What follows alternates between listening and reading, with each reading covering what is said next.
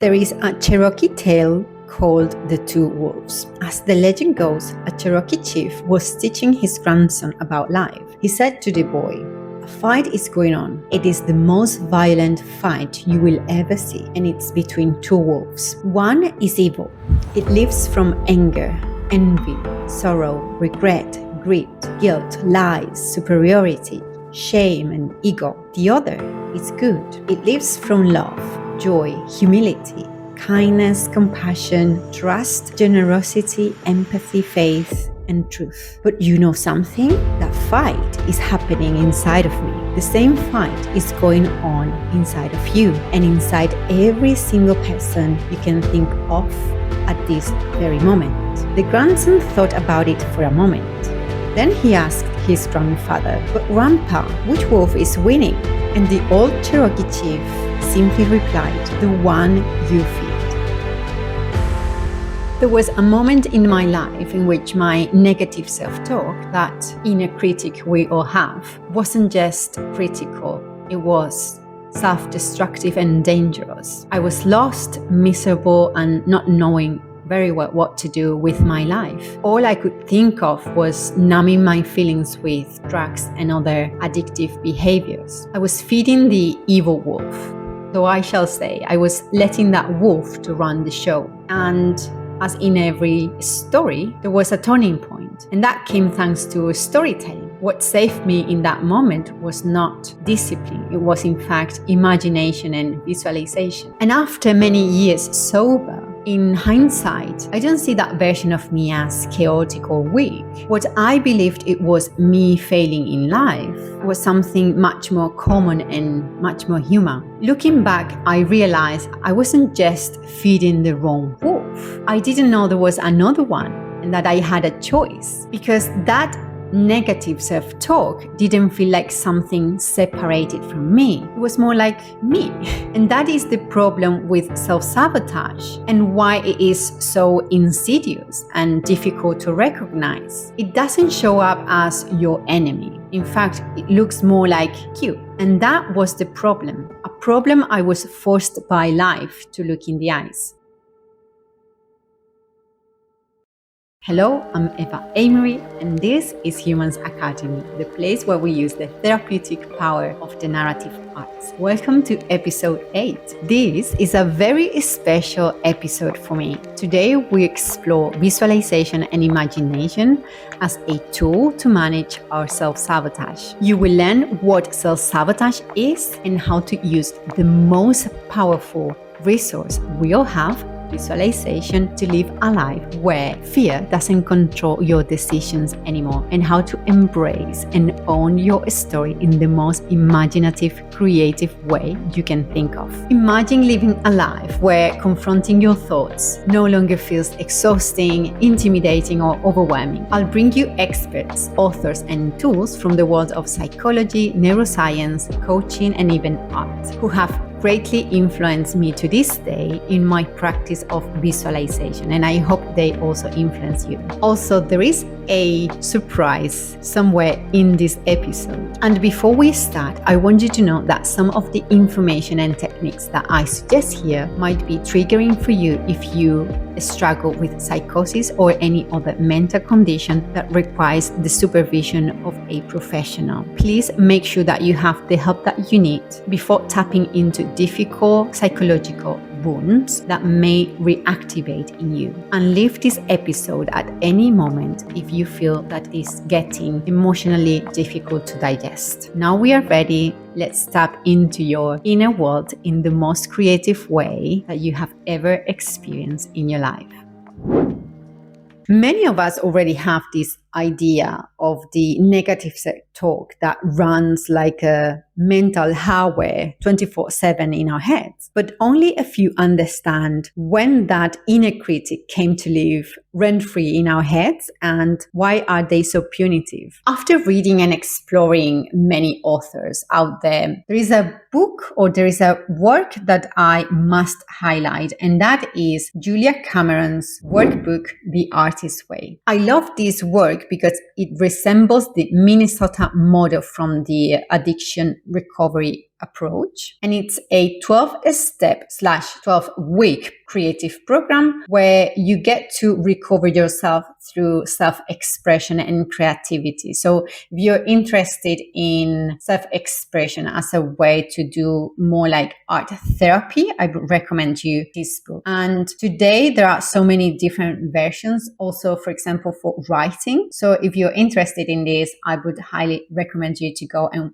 check her website where you're going to find all these workbooks. And for those of you who haven't watched my episode on journaling, but you're thinking about starting this practice, I'd recommend you go and check this episode where I explain the morning pages technique that is in her book, a technique that now has become my daily ritual for years. And it helps me not only to manage my self-sabotaging thoughts, but also my scattered or monkey mind, as she calls it. It was thanks to her that I started researching more on self-sabotage, and I discovered that what I experienced back then was in fact a projection, something I will explain later with the technique I bring to you guys. But in her book, she talks about this figure of the censor, an internalized perfectionist inner voice that provides a constant stream of negative remarks. For me, that definition of self-sabotage sounded incomplete. So one day, out of curiosity, I decided to sit down with my inner negative thoughts and to have a dialogue. And what I discovered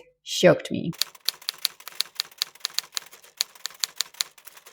I discovered that self-sabotage has many different phases or versions, and that perfectionism was in fact just one of them. I started collecting daily negative messages that appeared in my mind, and I realized that some of them were absolute contradictions. So for example, one of the messages was, wait, what? Are you going to leave this chapter in the middle? Come on, who does that? Only losers. While another message said, you lazy sloth, go to bed, leave the book.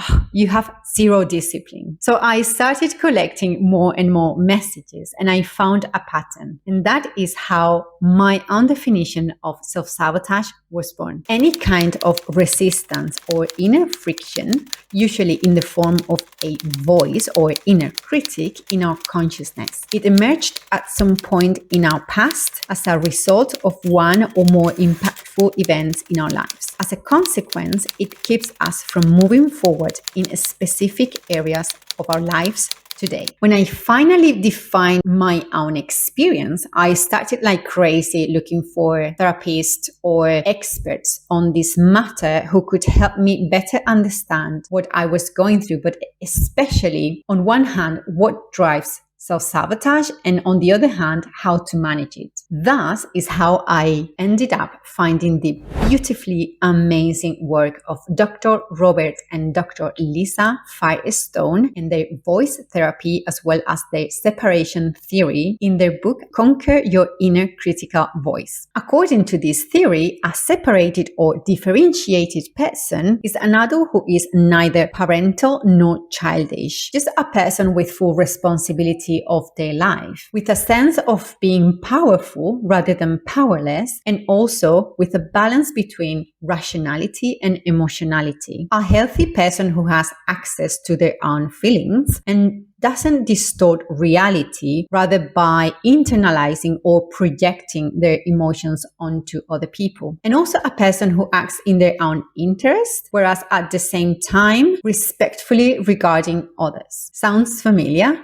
Of course, this is basically the definition of what a secure attachment style is, something that I explained in the previous episode, so we get more awareness of our relational patterns, but also our communication styles. And I recommend you watch it. So now you might be thinking, but why do I want to be separated, and separated from what? Well, according to Dr. Firestone, separated from the fantasy bond, the place where all self-sabotage originates, our primal home. We all experience in some degree very destructive attitudes toward us in our childhood. Now that we are adults, we need to separate ourselves from those defenses that came from our caregivers. But not only that, also from the defenses that we had to create to defend ourselves from those difficult situations. They were useful at some point because that is what was required in order to adapt to those situations, but they are no longer present and they are very dysfunctional in our present. He argues that we need to break free from that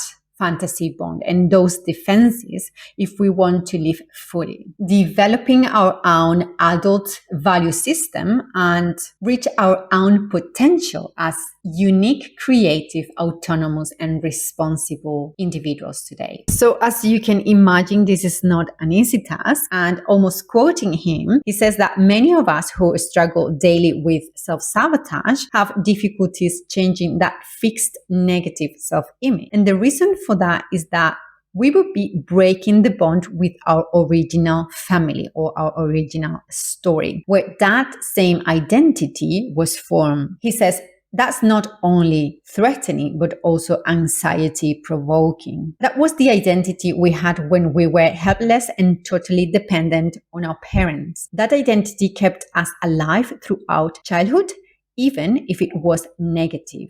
Now, changing that identity threatens the hell out of us. And that is, according to his clinical experience, the core resistance or the core wound for every person who goes to therapy, is to form a better, more improved image of ourselves and leaving behind that negative narrative that we have believed for so many years in order to assume a new identity that is more positive and it's more connected to our authentic self. He also says that for our unconscious mind, we are leaving behind safety and security on some level. And that is when we start self-sabotaging to avoid the anxiety that comes from the core wound that triggered our whole childhood. Abandonment and the fear of rejection. But ultimately, we need to take power over that story and to take ownership, make the necessary changes required to leave that stuckness. So if you are with me, now the question is, how do we do that?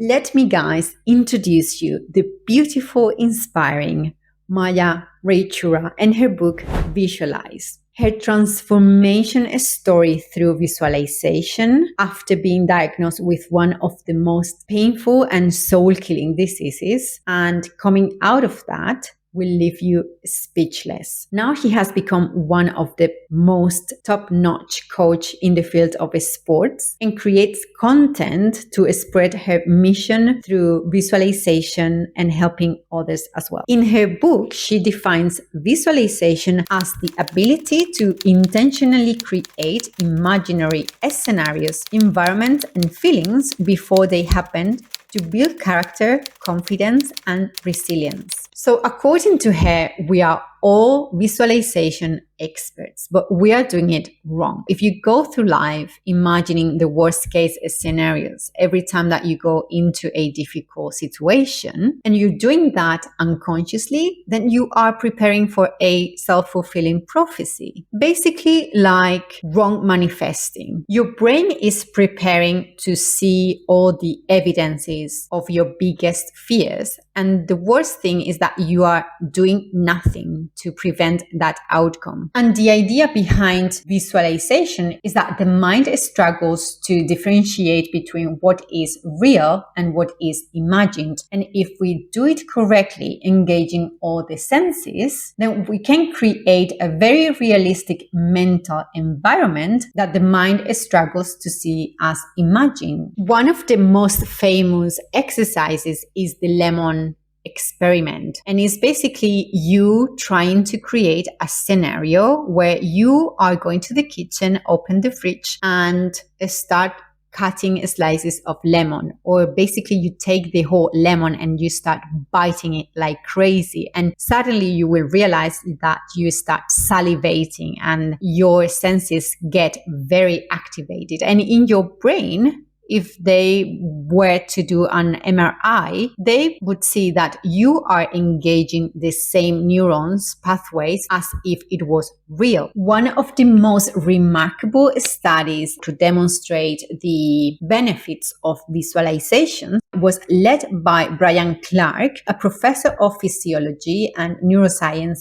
at the University of Ohio. And this was published in 2014 in the Journal of Neurophysiology. This study is famously known because it demonstrated that mental imagery can significantly prevent muscle weakness and even increase strength by visualization. What was the study about? So the participants had the non-dominant risks in surgical cast for 4 weeks, and the idea was for them not to move the muscles. Then they performed thinking workouts 5 days a week for 11 minutes a day. They had to sit down still and intensely imagine flexing their immobilized wrist muscles as hard as possible. That was experiment. After the casts were removed at the end of the experiment, the group that did nothing lost 45% of their muscle strength. That makes sense. You didn't use your muscles. However, the group that practiced visualization lost only 24%, meaning they were roughly twice as strong as the group that didn't mentally train. As you can see, visualization can have so many benefits. But for me, and according to my own experience, the biggest benefit comes when dealing with self-sabotage. So she identifies up to 5 different types of visualization techniques, and those are outcome visualization, process visualization, creative, negative, and explorative visualization. So we're gonna see them one by one. Okay, so first we have outcome visualization. So this is basically you seeing a final result and mentally rehearsing that in order to boost your motivation and your resilience. I remember listening about this technique around 10 years ago. It was thanks to Kobe Bryant. He was telling in an interview that he would go and mentally rehearse every one of his free throws in every game as many times as the clock allowed him to do. And I thought that was genius. In that moment, I was living in Denmark and I was bringing my practice to skateboarding. And I was like, okay, I'm gonna do this. And I saw many benefits from this technique and also a lot of improvement. Then we have process visualization. And this is mentally rehearsing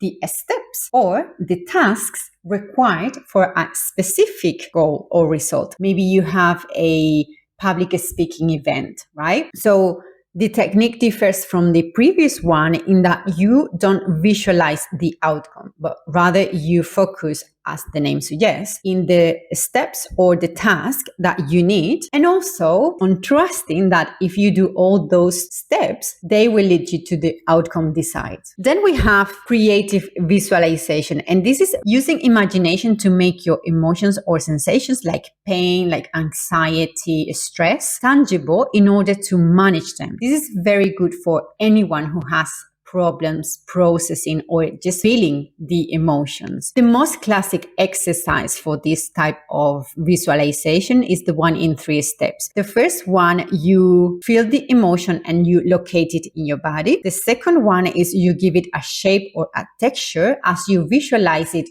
growing bigger and bigger. And the third one is when you destroy it or you diffuse it. And this is the most satisfying part. For those of you who don't know, emotions last in our body around like 90 seconds or something like that. If you want to know more type of exercises to process emotions, you can go to her YouTube channel that I think you're gonna find very interesting. Now we have negative visualization, and this is preparing for potential obstacles or worst case scenarios to build mental readiness and also reduce fear. This is what my psychologist used to call emotional prevention plan. So this is not only imagining worst case scenarios, but rather it's more about practicing situations where you can be triggered by other people's emotions or reactions, but also to difficult circumstances. And the key is that you learn how would you like to respond in those situations. I think the biggest benefit from this type of technique comes when you learn how to set boundaries and when it's time also to leave a conversation. And last, we have explorative visualization. This is using your imagination to tap into unlocked possibilities. And she discovered that this is the type of visualization technique that great minds like Disney or Einstein used to practice the most. This is an open-ended practice for you to discover what do you truly want or to look for new pathways. So instead of visualizing an outcome that you want to reach, you use it to clarify your desires or to test out different life paths. So for example, changing careers or moving to a new city to see how they make you feel before you commit to any of them. It's basically a discovery technique that helps you in many cases to close the gap between expectation and reality. Two exercises that would go into this category that I have used in my personal life but also with clients, and they work very well, is the first one by Dr. Martha Beck. You can find this exercise on Andrew Huberman's podcast. This one helps you to discover your desires, like for example, the places that make you feel safe or something that you want to accomplish in life or your dream job, etc. And the other one, I call it a random Wednesday. And I discovered this one thanks to Lisa Bilyeu. Basically, this consists on imagining two different outcomes when you are going through a decision-making process, but you have all the information required that you need and you still cannot choose. This one is very, very useful. Sometimes all these techniques intertwine. So for example, sometimes you want to accomplish an outcome and you want to have this visualization technique where you see yourself achieving that result. But at the same time, you need to process an emotion. So you might, for example, imagine yourself carrying a bag where you put that difficult or challenging emotion inside of it and you achieving the goal in spite of the emotion. As you can see, all these techniques work beautifully and incredibly for self-sabotage. But I realized soon that none of them describes visualization in the way that I practice it, or at least they don't captivate entirely my experience. I've always been this very imaginative young girl who would read tales or listen to stories and would imagine the scenes and the characters very vividly. In my adolescence, I would imagine my life in these kind of fictional-like scenarios. And many times I would tell my friends that I wish I could have the resources to create films so I can show them how my mind works. And it was ironically through filmmaking that I discovered some characters who would present similar experiences and then allowed me to see myself in them. Like, for example, Ally McBeal or many years later, Walter Mitty. These characters presented what is today known in psychology as maladaptive daydreaming. This is a psychological condition where a person experiences intense, vivid, and highly structured fantasies that consume hours of their days, sometimes even interfering with their studies, work, or social life. It is considered a coping mechanism that sometimes trauma survivors apply to escape from difficult situations, difficult emotions like loneliness, like boredom sometimes. And even though it's not yet considered a diagnosis in itself, is many times correlated to ADHD, OCD, or anxiety. Today, I see that my very young and creative mind was behind what years later I would experience. During that period of self-destruction that I mentioned before, I was also studying literature and narrative arts. And that is how I accidentally created what I now call fictional visualization. It was 2010 and I was in the middle of the most destructive period of my life. I developed self-harm thoughts and I was reaching a turning point. At the same time, at uni, they sent Hamlet as a required reading. We already started analyzing some of the characters at class, and that got my attention. How is it possible that a prince in Denmark in medieval times has the same dilemmas I'm having today? What happened to him? I was curious. That is when I truly understood, for the first time in my life, the most famous soliloquy in the universe. And something inexplicable happened that changed my life forever. A new narrator emerged in my mind, and my negative self-talk was projected onto him. For the first time, I metaphorically saw the two wolves fighting inside of me. And Hamlet just represented my conflict with life, eternally overthinking and not able to take action. But soon more characters would join my fantasy world. Miss Trunchbull, Miss Havisham and Bryony Tallis were only a few of them. What happened to me back then is what in psychology is denominated projection, a defense mechanism where a person attributes their own unacceptable or complex feelings to others. Sometimes trauma survivors project their experiences onto characters or fantasy worlds to process or even numb the acute pain in a safe, controlled mental environment if they don't have a real space to do so, dissociating from their reality. One of the films that has impacted me the most is Sucker Punch by Zack Snyder. This fantasy world, which I could be talking about for hours on end, was released more or less at the same time I was going through this, what I call now, projection process. Baby Doll, the protagonist, also dissociates from reality, creating fictional visualizations to endure the tragic reality she lives in. A masterpiece and a must-watch for anyone who considers themselves a filmmaking geek. She has become an everyday companion in my life. She is the one that I bring with me to my workouts and is the one I visualize to give me strength, especially when I want to quit a tough training. And though this character was different, what I denominate as ally archetypes, meaning she only appears in moments where I need support and a badass attitude. It served me to realize that, as it happens in literature, that we can classify most of the characters as allies or villains, with many exceptions, of course. With our self-talk is the same.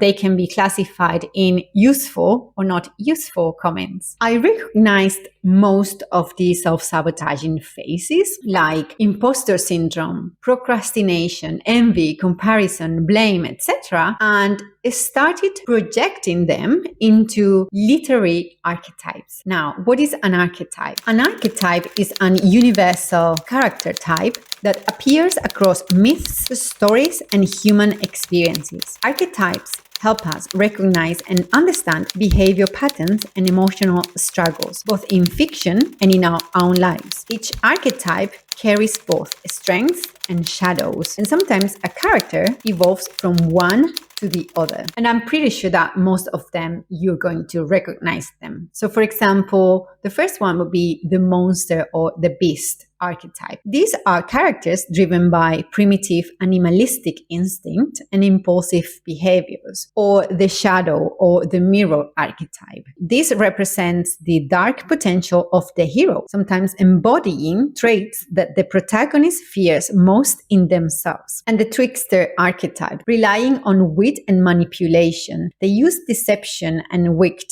cunning to expose flaws in others or achieve selfish ends. And so the idea behind this type of visualization is to use storytelling or fiction as a tool to explore our self-sabotage. So for example, take the characters that you hate and you love the most from films, books, series shows, or comics, and ask yourself, why do I love or hate them so much? Is there something that they represent that makes me uncomfortable about myself? Is there something I admired from them that I don't allow myself to express? A layer deeper would be to create your own fictional characters and to transfer your negative messages onto them as realistically as possible so you can differentiate yourself from those negative voices, breaking the fantasy bond that Drs. Firestone were talking about in their book. Julia Cameron was the first person I found to talk about Nigel, a flamboyant, highly critical British interior designer, a fictional character she invented to transfer her perfectionism and also diffuse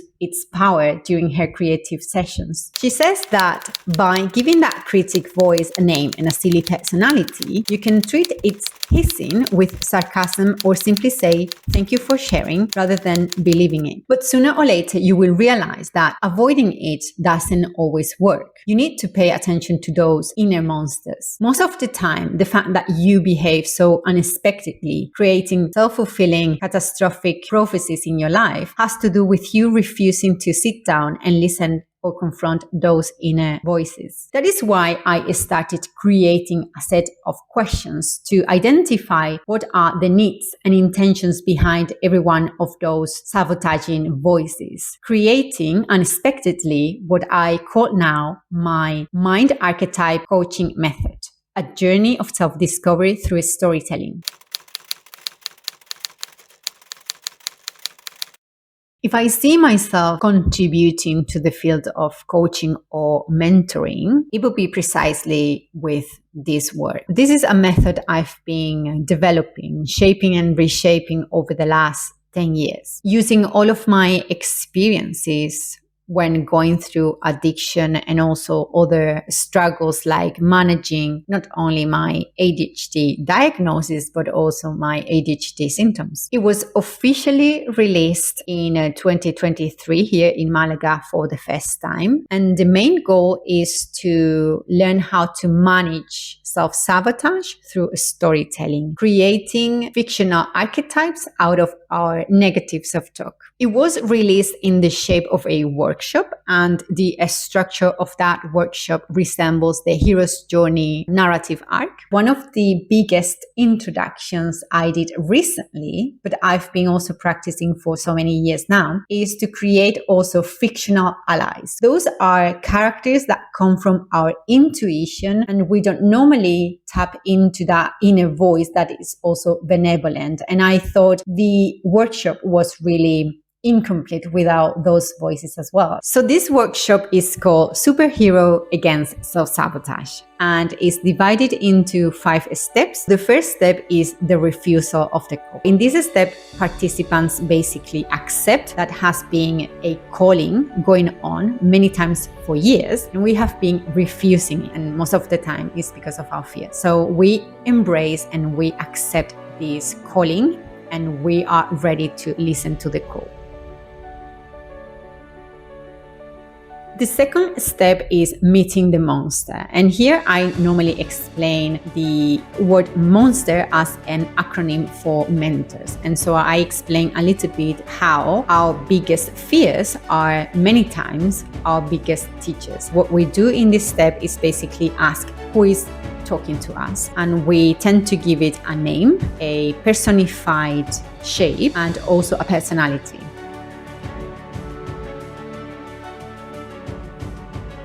In part 3, we have crossing the threshold, and this might be the most challenging part of the workshop, because here is where participants have to talk with their most challenging parts that they have been refusing for many years. And what we do is, through a guided dialogue with a set of questions, we want to know what is this creature doing here, and basically what do they want.